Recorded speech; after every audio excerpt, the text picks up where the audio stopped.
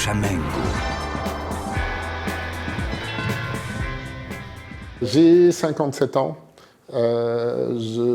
J'ai des origines un peu variées. J'ai beaucoup voyagé, j'ai vécu sur 3 continents. J'ai 2 enfants. De formation académique, je suis un produit hybride. Je suis un scientifique, un pur scientifique, qui, après des études poussées, puisque j'ai fait une thèse, s'est dit que le monde... Une thèse de en génétique. Voilà. Donc je suis un biologiste et plus particulièrement dans sa partie un peu pointue et un peu mystérieuse qui est celle de la génétique. Et après, j'ai senti que ça irait pas si je devenais simplement un chercheur, ce qui est déjà un métier très exigeant, mais moi j'avais connu, pour des raisons liées à la pratique du sport, la vie de l'entreprise très tôt. J'ai gagné de l'argent très tôt, et j'ai créé ma première entreprise, pas tout seul, j'avais 17 ans. Voilà. Donc j'avais été exposé positivement à la vie de l'entreprise et c'est quelque chose qui a pesé dans mes choix. Et après une carrière scientifique, j'ai voulu comprendre le monde de l'entreprise, le monde des affaires, le monde du marché. Et j'ai fait une grande école de commerce, donc je suis un produit hybride et j'ai appris grâce à ça à évoluer entre la paillasse et la vente. C'est-à-dire que je suis un bon animal d'interface. Je comprends l'ingénieur, je comprends le vendeur et j'essaye de les aider à se comprendre pour essayer de servir quelqu'un qui est encore plus compliqué à comprendre, qui est le client. Voilà. Est-ce que ça te va comme présentation? Et qu'est-ce que tu fais alors aujourd'hui? Alors aujourd'hui, j'aide les entreprises. J'aide les entreprises à prendre des décisions sur tout ce qui concerne leur marché actuel ou à venir, leurs offres ou celles de leurs concurrents, sur leurs innovations et sur leur stratégie. Alors si on met tout ça derrière des mots que tout le monde connaît, c'est la composante stratégique et recherche du marketing. Pas l'aspect pub, pas l'aspect action opérationnelle, mais vraiment avoir une réflexion, une stratégie pour avoir de l'efficacité. Ce qui est important, c'est de le dire que mon expérience et mes clients, et je dois tout à mes clients, nous a amené à le faire très tôt dans le monde entier. Avec mon équipe, on travaille en 5 langues, parce qu'on a eu des clients très gros, moyens, petits, qui ont l'intelligence de ne pas s'arrêter aux frontières. Voilà. Et aujourd'hui, le monde est ouvert, des gens ont des idées partout et il y a des marchés partout. Donc on les aide à prendre des décisions liées à leur marché, à leurs offres. Les offres évoluent. Et on fait ça grâce à des outils qui sont en fait... les enquêtes, les sondages, la data. On manipule la data depuis plus de 30 ans, donc avant que certains mots que tout le monde utilise aujourd'hui existent, on le faisait déjà. Et aussi, on est au contact de l'innovation depuis tout le temps. Voilà. Et l'innovation est quand même un sujet qui, depuis des années, prend le dessus et fait que nos clients, les entreprises, se trouvent face à des problèmes dont la solution n'est pas écrite dans ce qu'ils ont vécu avant. Et pour finir cette présentation un peu globale, ce que les entreprises attendent de moi, de mon équipe, de CRMP, qui est mon entreprise, c'est qu'on trouve des solutions, c'est d'abord ça, avec eux, et qu'ensuite qu'on leur permette de comprendre pour prévoir et pour pouvoir. Et ça, c'est vraiment la composante stratégique. Je crois que maintenant, on a fêté il n'y a pas longtemps notre 550e client. Donc ça fait effectivement du monde. Et pourtant, au 550e, on sait qu'on ne sait pas tout et qu'on ne saura jamais tout. Par contre, là où tu as tout à fait raison, c'est que ça nous a amené à avoir une vision pas loin des 360 degrés, dans le temps, dans l'espace, dans les métiers, dans les manières de faire. Les éléments que nous, on constate, c'est Alors, ce n'est pas nos clients qui l'ont fabriqué, ils le subissent pour la plupart, ou en tout cas, ils sont obligés de le gérer. C'est, je dirais, l'accélération, la vitesse. Tout va très vite. Tout va très vite partout, dans un monde ouvert et mondialisé. Les gens qui pensaient qu'en gérant leur marché dans un pays, ça suffirait bien, ben non, parce que le monde est ouvert et qu'un concurrent ou quelqu'un qui fait quelque chose qui fait disparaître votre marché du jour au lendemain, il y en a partout dans le monde. Je vais te prendre un exemple qui n'est pas lié à une expérience client, mais que tout le monde va comprendre. Quand on vendait des voitures, il y a 40 ans en arrière, il était impensable de vendre une voiture sans roue de secours. C'était un scandale. Personne n'aurait acheté cette voiture, quelle que soit la marque, fût-elle allemande. Qu'est-ce qui s'est passé?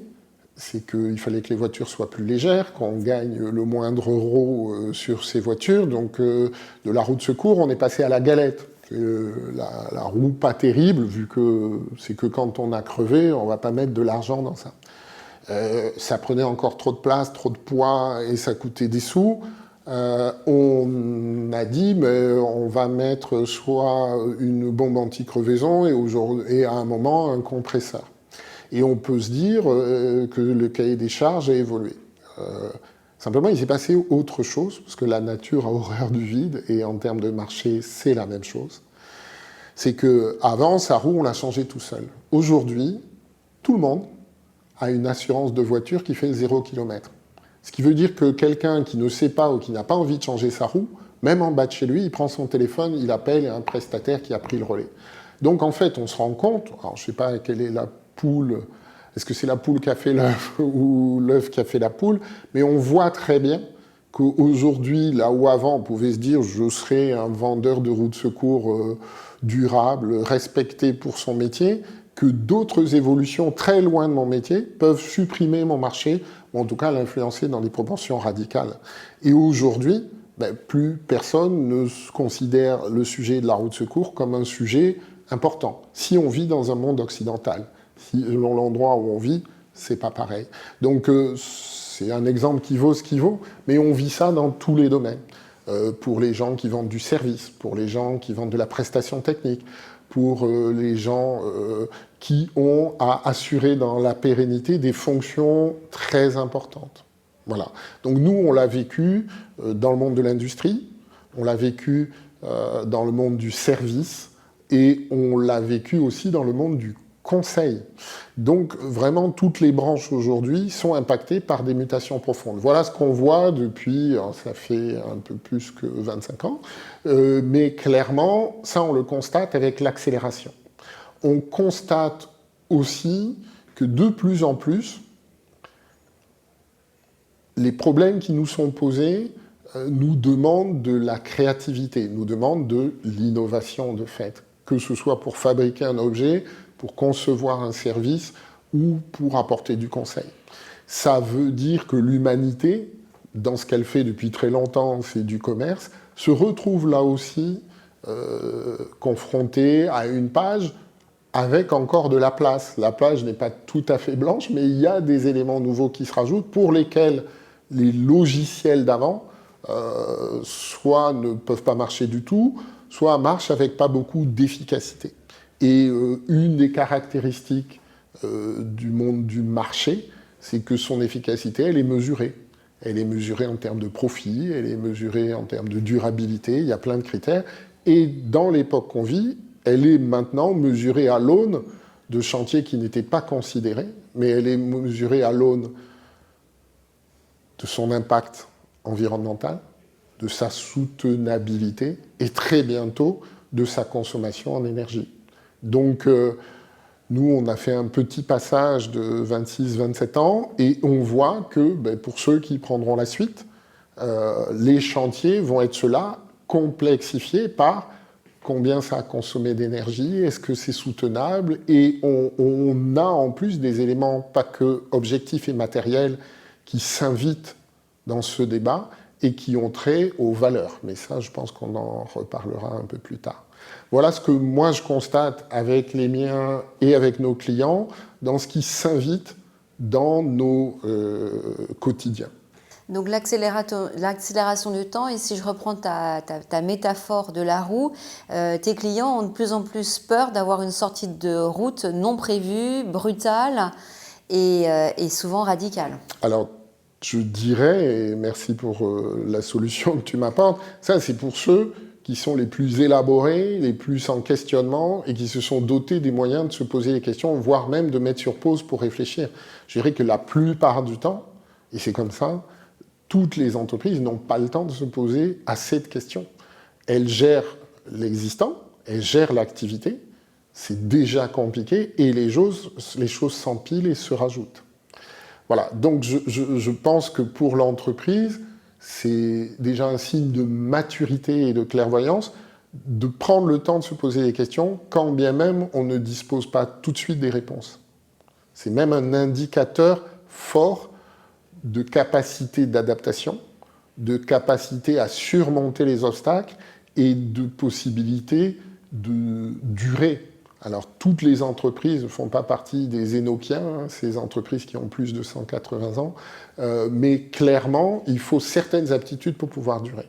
Aujourd'hui, la vitesse des marchés, le primat absolu du gain maximal dans le délai le plus bref, amène à conduire d'autres modes de gestion au quotidien. C'est ce que vivent nos clients et c'est une de leurs difficultés. Et est-ce que ce sont que les gros qui ont les moyens aussi d'avoir des personnes en interne qui peuvent avoir cette fonction et les petits ne peuvent pas? Ou est-ce que c'est au contraire les petits qui se donnent le temps, qui prennent le temps de regarder plus loin que le bout de leur nez? Je te l'ai dit, je suis biologiste de formation et j'ai l'admiration du vivant.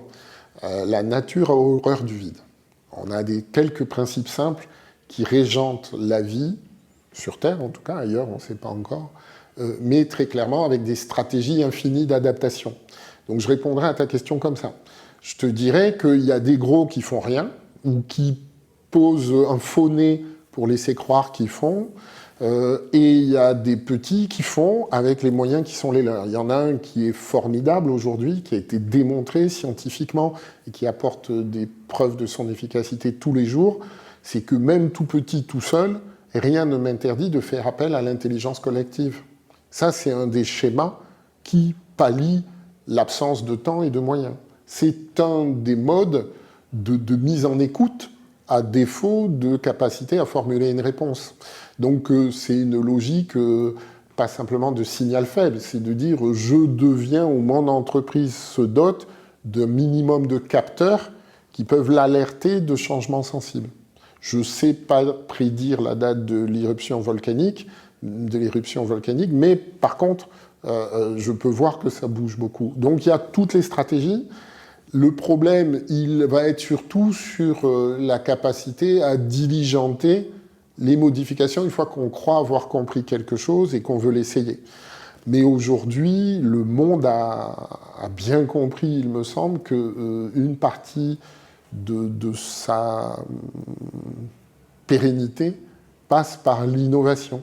Est-ce que tu peux décrire justement ce dont on a besoin quand on achète un produit et peut-être aussi revenir sur le côté schizophrène que tout consommateur vit entre l'envie de sauver le monde et puis l'envie de effectivement faire des économies pour aller jusqu'au bout du mois?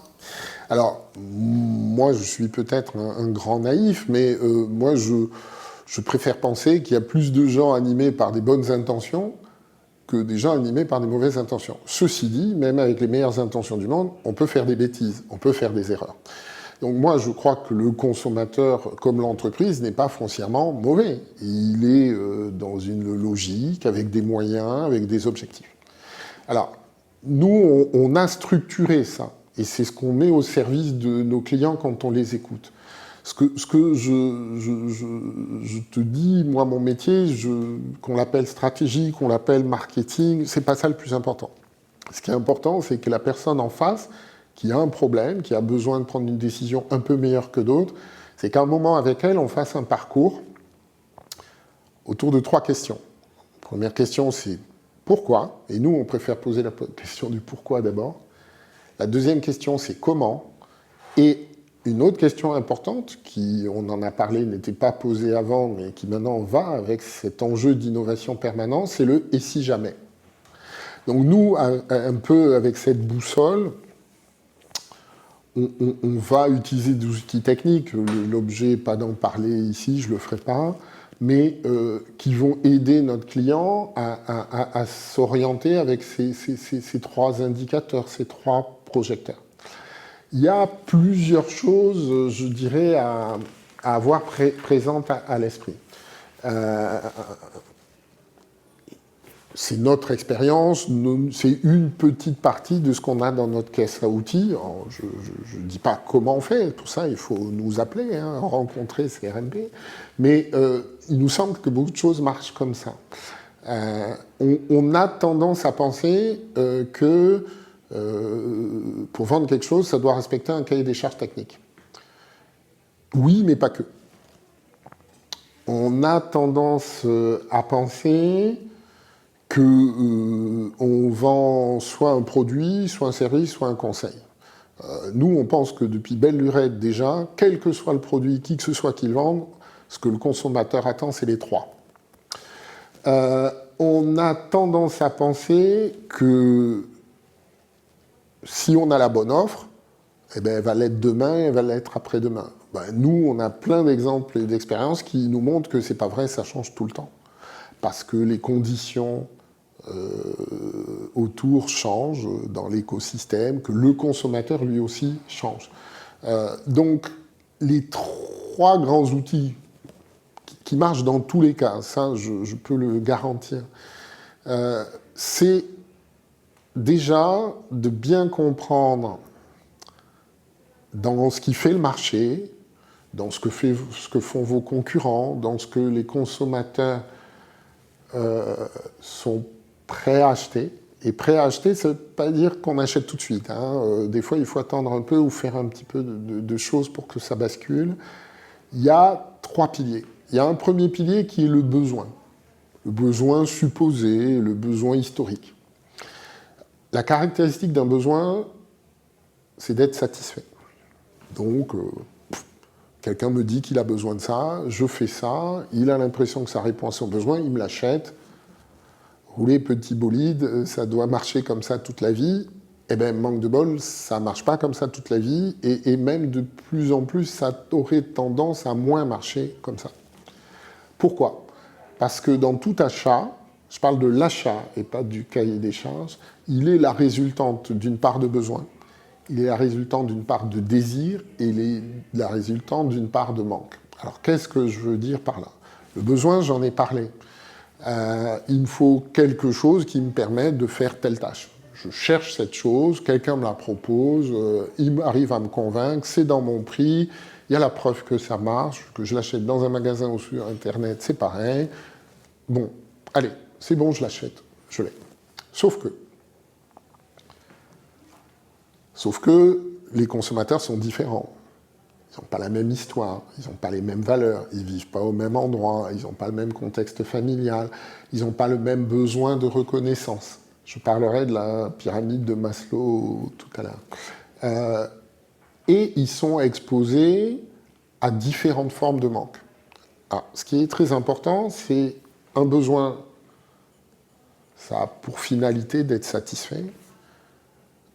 Ce n'est pas le cas d'un désir. Un désir, ça a pour finalité d'être reconnu. Donc, ce qui veut dire que si j'ai un peu besoin de reconnaissance, à prix égal, je vais sélectionner la chose qui a le plus de prestige dans l'environnement qui compte pour moi. Et même si c'est qu'une toute petite BMW, c'est une voiture allemande quand même, donc c'est censé être mieux. Et ça vaut pour l'outillage, ça vaut pour l'alimentaire, c'est du bio. Alors maintenant, c'est du bio par camion entier dans tous les magasins de France, mais c'est quand même du bio. Donc, je prends des choses qui n'ont rien à voir, mais la part de désir, elle est bien là. Et j'ai envie de me montrer, comme j'ai envie de montrer à ceux autour de moi, que dans mes actes de consommation, il y a une partie qui va me rattacher à un certain univers de valeurs ou de moyens économiques. ou d'engagement militant. Cette part de désir, elle est en tout. Et le plus compliqué, c'est l'exposition au manque. Et ça, notre époque moderne a bien rajouté ce chantier-là dans toutes les offres. C'est qu'avant, on faisait un bien pour qu'il dure. Et qu'il dure le plus longtemps possible. Parce que dans la part de désir, plus c'était costaud et plus c'était désirable, mieux c'était. Et ça participait de l'envie de l'acheter. Et on économisait des années et on allait acheter tout fier ceux qui nous semblaient résoudre l'équation. L'abondance des biens, la multiplication des sollicitations de besoins fait que le manque, il est partout, quoi. J'en ai un, mais j'en voudrais trois. Et là, j'ai pas envie de laisser penser qu'on est dans une situation sans contrôle. Non. On a découvert il y a pas longtemps que des gens qui essayent de faire du textile durable, pour moi, ont trouvé quelque chose de génial. Et nous, on veut s'en inspirer et le faire ailleurs. C'est la règle des 3. Alors, avant d'acheter un vêtement, je dois me poser 3 questions. Est-ce que dans 3 jours, je le désirerai toujours? Est-ce que ce vêtement, j'identifie 3 tenues ou combinaisons de vêtements dans lesquelles je le porterai, avec satisfaction et grand plaisir? Et est-ce que j'identifie 3 occasions différentes, aller à telle cérémonie, ou chez tel copain, ou à telle soirée, ou à telle fête, dans lesquelles je pourrais le porter? Si déjà j'ai répondu oui aux 3 questions, je peux l'acheter. C'est quoi la volonté de ça? C'est d'éviter les dressings avec 9 t-shirts noirs, 12 pantalons, enfin, et ça, moi, ce que je trouve, c'est absolument pas de nous, mais ce que je trouve excellent dans cette démarche, c'est qu'elle est réaliste. Elle responsabilise l'individu, elle prend en compte des exigences économiques. D'abord, est-ce que j'ai de l'argent à mettre en l'air sur cet achat, mais aussi des exigences en termes d'impact sur la planète, donc la durabilité, en termes de cohérence dans les volumes. Pour faire ça, c'est du coton. Donc moi, je trouve que l'innovation, elle doit aussi être là, dans la prise de conscience, et que chacun soit informé et soit le plus lucide possible sur ses besoins, sur ses désirs et sur son exposition au manque, en sachant que ça, c'est le plus compliqué. Mais on voit très bien que si on n'est pas lucide du tout, tout un tas de choses dans la société nous exercent une pression pour nous convaincre que nos désirs sont ça et que du coup, voilà nos besoins. Voilà. Donc moi, je pense que c'est important pour tout. Et tout à l'heure, je t'ai dit qu'on travaillait à la fois pour des entreprises qui vendent à d'autres entreprises, donc le business to business, et des entreprises qui vendent à des consommateurs, à des particuliers, donc le business to consumer. Ce que je viens de te dire sur le besoin, désir et manque, c'est aussi vrai en B2B. C'est aussi vrai et avec sa propre complexité. La grande loi du B2B que nous, on constate, c'est que ce que veut le client, c'est important. Mais il y a plus important encore que ce que veut le client, c'est ce que veut le client du client. Et là, on rajoute un acteur qui vient faire bouger la donne et qui montre que si moi, je veux fabriquer un produit, un service, vendre du conseil, je dois connaître aussi les flux d'exigences auxquels est exposé mon client. Et tu vois le degré de complexité dans lequel on rentre, en rajoutant la durabilité, en rajoutant l'éthique, en rajoutant la rentabilité, qui est le premier rendez-vous d'une entreprise. Une entreprise, elle doit gagner de l'argent. C'est pas qu'elle existe pour gagner de l'argent, c'est qu'elle doit gagner de l'argent pour perdurer. Sinon, ça s'arrête. Donc l'entreprise, elle a tout intérêt à vendre ce que veulent les gens. Et c'est pour ça que je dis qu'aujourd'hui, parler du durable et le mettre à tous les niveaux, c'est indispensable, mais ça ne peut se faire réellement et honnêtement que si on implique aussi le consommateur. Et le problème, c'est que dans des catalogues, on va mettre tout un tas de produits vertueux qui ne sont pas vendus. Voilà, aujourd'hui, il y a un grand débat, il y a des pour et des contre sur le véhicule électrique, des gens qui disent mais ça sert à rien, mais si. Ça fait des années que des entreprises proposent des véhicules au GPL. Elles en vendent, je crois que les derniers chiffres qu'on a vus, c'était 2000 pour toute l'Europe. Voilà, donc c'est rien du tout. Voilà. Nous, on a une grande expérience dans l'alimentaire qui concerne l'individu au premier chef. Quand tu interroges des consommateurs, on le fait depuis des années, sur les produits qu'ils achètent, sur est-ce que vous les voulez avec des signes officiels de qualité, est-ce qu'il faut que ce soit bio. Dans les discours, tout est parfait. Ça fait plus de 20 ans qu'on accompagne des grandes marques et des grandes enseignes en observant ce qu'achètent les consommateurs. Et pour ça, on les accompagne. On les accompagne en magasin. On les accompagne chez eux. Et ce qu'on retrouve dans le caddie, ça ne colle que très, très rarement avec la profession de foi qu'il y a eu avant. Donc nous, on n'est pas là pour juger, on pose des questions. Et les gens nous disent « Ah oui, mais là, c'est pour telle ou telle raison, ou ci ou ça ». Il y a toujours une logique qui est celle absolument légitime du consommateur qui a un pouvoir régalien sur tout ça. Et des écarts qui sont importants, oui, on les constate. Mais c'est ce qui nous a mis sur la piste de « mais il y a autre chose que le besoin ». Autrement, ça voudrait dire que tout consommateur est menteur et schizophrène. Il est surtout schizophrène plus que menteur, mais parce qu'il n'est pas toujours conscient des choses qui peuvent l'influencer. Et il ne veut pas être conscient. Il y a des domaines sur lesquels on n'a pas du tout envie de trop revenir ou de trop y penser. Tu parlais de la santé. Nous, on a un historique de collaboration avec les mutuelles, extrêmement ancien et riche. On a fait des choses formidables avec elles. Et clairement, la santé, c'est un sujet, il ne faut pas trop en parler. On veut juste être rassuré et savoir que ça va bien se passer.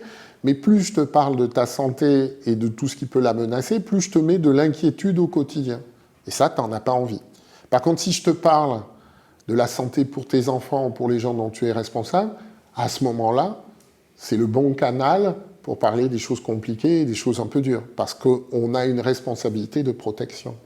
Donc c'est bien souvent le problème, quand on veut très bien faire par rapport à des référentiels, en plus du référentiel technique, ça demande un peu de temps, un peu de tâtonnement, et oui, c'est là où c'est compliqué. Mais il y a aussi des gens qui, de manière géniale, arrivent avec la bonne offre tout de suite, qui tue le match. Et, enfin, tue le match, ou en tout cas l'oriente durablement. Et ça, c'est vraiment partout, dans tous les marchés, et la grande distribution, et maintenant l'Internet. Clairement, nous, ce que l'on voit, c'est que dans sa représentation de lui-même et de sa consommation, quel que soit le produit, le consommateur a envie de bien faire les choses. Après, il y a un rendez-vous avec la réalité qui passe par le budget disponible et la praticité. Je vais prendre un exemple avec le bio, qui explique pourquoi maintenant il y a du bio de plus en plus et il y en aura dans beaucoup d'endroits. C'est que certains produits bio, on ne les trouve pas partout. Donc si tu habites une grande agglomération et qu'il n'y a qu'un magasin qui est à l'autre bout de la ville et que ça veut dire 3/4 d'heure pour en acheter, c'est compliqué. Par contre, si ce magasin commence à en vendre en ligne, à ce moment-là, ça devient une solution. Si tu dis je vais l'acheter en ligne, mais je vais aller plus loin, puisque maintenant ça se fait beaucoup, puisque je peux être livré, je vais demander à ce qu'on me le livre. Sauf que ce magasin, s'il est très éthique et très à cheval sur les valeurs, il va te dire que le côté durable de la livraison, il n'y est pas vraiment. Donc moi, ce que je vous demande, c'est soit de vous inscrire dans une routine de distribution, où on va mutualiser les coûts, le carburant dépensé, et c'est intelligent, soit alors vous allez venir vous-même le chercher. Et on se rend compte que ce n'est pas par malignité que le consommateur se retrouve en défaut par rapport à ses souhaits et ses exigences, c'est qu'après, la vie quotidienne vient le mettre à l'épreuve du réel et du quotidien, et que là, il faut que ça puisse fonctionner. Et là, on touche du doigt ensemble la puissance de solutions digitales et on comprend mieux Amazon, en fait.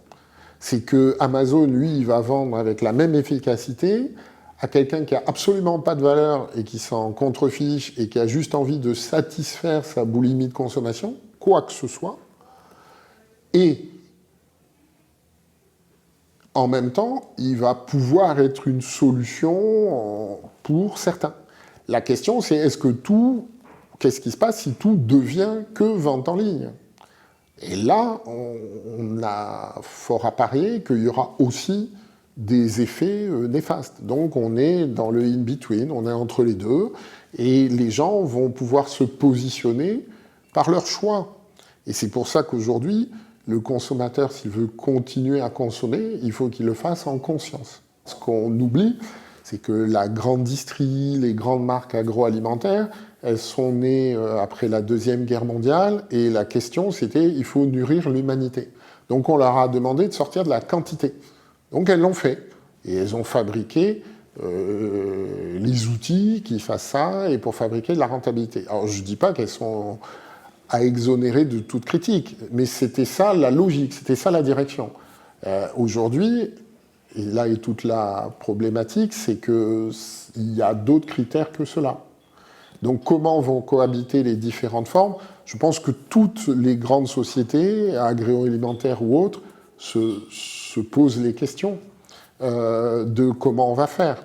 Et quand bien même elles ne se les poseraient pas, le problème concernerait les gens qui les financent.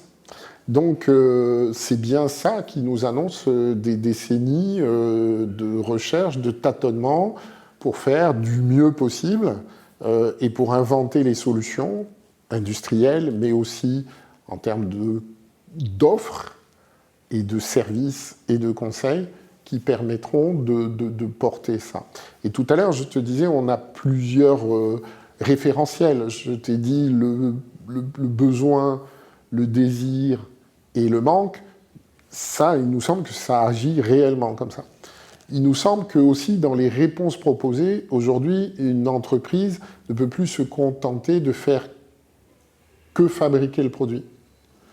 Aujourd'hui, quoi qu'on achète un téléphone, qu'on achète un médicament, qu'on achète de la peinture pour repeindre sa maison ou de quoi faire des travaux chez soi, on achète le produit. On achète du conseil et de plus en plus on achète du service. Je t'ai parlé de la roue de secours, c'est du service qui est venu bouleverser le monde du produit technique, mais pas que. Aujourd'hui, quand j'achète un téléphone, j'attends de l'industriel qui me le vend, qui est du service à côté. Donc beaucoup de choses sont en train de se jouer sous cet angle. Il est tombé en panne ou dans l'eau, moi je ne peux pas vivre sans téléphone, comment on fait ? Comment on fait ? Ça veut dire qu'il y a un archivage de mes données, ça veut dire qu'on m'en prête un quand il est en panne, et ça on le vit dans tout un tas de domaines. Les entreprises l'ayant inventé avant le consommateur. D'accord ? Donc aujourd'hui, il y a des offres qui seraient inacceptables par les consommateurs d'aujourd'hui si elles n'étaient pas multifacettes. Et là, tu vois la complexité pour l'entreprise de répondre en plus à ça. Avant, je faisais qu'un truc. Maintenant, il faut que je fasse le service qui va avec. Donc, je te livre, je te gère le stock. Ou alors, en tant que particulier, c'est mais j'ai gardé vos références, je sais ce que vous preniez avant, et je serai bien vu de mon client parce que je l'appelle en lui disant « Attention, maintenant, vous arrivez à un moment où vos lunettes ne vont plus être bonnes. Ça serait bien que vous pensiez à passer nous voir. » Et là, on dit, oui, là, j'ai un opticien qui fait bien son boulot. Donc, on est déjà sur des niveaux d'exigence beaucoup plus intenses que quand avant, on n'en faisait qu'un seul. Et les trois, maintenant, vivent ensemble. Et si vous ne faites pas les trois et qu'un de vos concurrents les fait, eh bien, ça va vite avoir des conséquences. Donc, nous, on aide les entreprises à affronter tous ces niveaux d'exigence-là. Et la composante durable et environnementale et la composante éthique, comme les autres. Peut-être un peu plus que les autres, mais comme les autres. Et il y en a une que tu n'as pas nommée, qui est une vraie énigme, et tout le monde sait que ça va être très, très, très compliqué, c'est aussi la bagarre pour l'énergie. Aujourd'hui, c'est avec quelle énergie c'est fait, ça va devenir aussi important que ça n'a pas été fait par des enfants et pas fait par des Ouïghours dans un camp de travail. Et on voit tout ce que ça renvoie en complexité pour les entreprises. Donc je crois que aussi par l'économique, par l'activité des entreprises, on peut faire progresser aussi, peut-être dans une part faible, des valeurs éthiques, de l'engagement pour l'impact le plus modeste sur la planète, mais en étant lucide. On ne va pas d'un coup de baguette magique fabriquer un monde figé parce que ça n'existe pas. Et il est important de rappeler aux gens que ça n'existe pas. Tu te souviens que c'est la base même de ma formation. La nature, elle aussi, s'adapte. Il y a des schémas, il y a des principes. Et à aucun moment, le monde a été livré à l'homme dans un état fonctionnel parfait.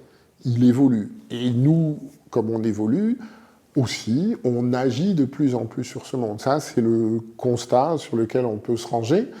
Moi, je crois qu'aujourd'hui, là, ensemble, on touche du doigt l'importance d'un levier au niveau du consumérisme, et pas que, au niveau de nos sociétés, l'importance de la composante de désir. Je vais même te dire ce que nous, on pense comme une piste réaliste pour arriver à faire changer radicalement les comportements, notamment au niveau de cette pulsion d'achat. On pense qu'une des clés, c'est de faire du manque un désir. Et là, ça marchera, mais pas parce qu'on aura décrété la décroissance. C'est parce que des gens diront, mais en fait, je préfère cet état-là à l'autre.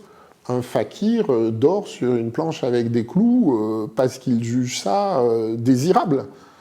Je ne le fais pas et je ne souhaite pas à d'autres de le faire. Ce qui serait, à mon avis, irréaliste, c'est de penser ou de s'arroger le pouvoir pour dire tout le monde va faire ça. Donc c'est pour ça que je suis peut-être un peu fataliste aux yeux de certains, mais je dirais que moi je suis plutôt réaliste. Et par contre je dis, mais essayons cette piste qu'on n'a pas essayée. Peut-être que des gens vont accorder de l'importance à ce que leurs enfants ne vivent pas dans un monde pollué, à ce que leurs enfants aient des boulots raisonnablement payés qui leur permettent une existence en satisfaction et en reconnaissance. Et tout à l'heure, je te parlais de la pyramide de Maslow. La pyramide de Maslow, c'est simple et c'est juste. Je ne voudrais pas m'arroger la compétence de le critiquer. C'est un travail juste, simplement il est un peu ancien. Il est fait avec le monde consumériste de son époque. Je remplis les besoins de base et après je monte dans de la reconnaissance et de l'image. Je t'invite à prendre cette représentation et à en faire une pyramide à 3 facettes, dont une facette serait le besoin, une facette serait le désir et l'autre le manque. C'est toujours le même principe, mais on voit le niveau de combinaison qui s'agrège derrière. À mon avis, ça représente plus la réalité que juste Maslow aujourd'hui. Et si on rajoute des éléments exogènes, des éléments liés à l'écosystème, comme la température, l'abondance en eau ou en énergie, c'est encore quelque chose qu'on rajoute. Chamengo.